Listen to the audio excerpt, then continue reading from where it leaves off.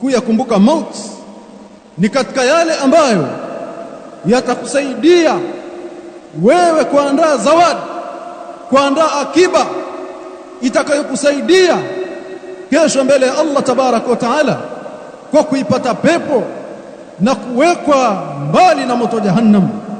Kwa kuwa hakuna yeyote katika sisi wana Adam isipokuwa atakufa na kurejea kwa Allah tabaraka wa taala. Hakuna ambaye ana uwezo wa kuyakimbia mauti. Kila mmoja atarejea kwa Allah subhanahu wa ta'ala.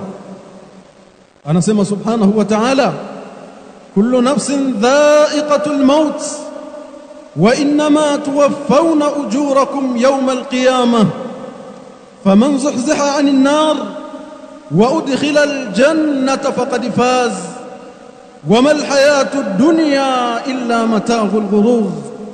Kila nafsi itayaonja mauti, na kwa hakika sio vinginevyo mtalipwa kamili ujira wenu wa matendo mlioyatenda katika dunia.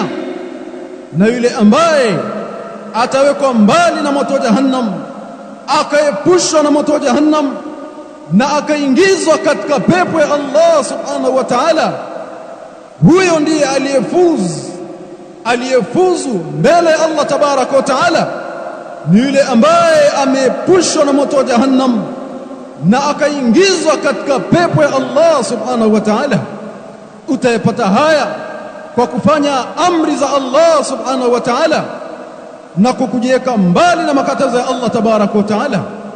Na huwezi kuyafikia hayo isipokuwa kwa kuyafikiria mauti, kuyakumbuka mauti na kuelewa kwamba ipo siku utarejeshwa mbele ya Allah tabaraka wa ta'ala.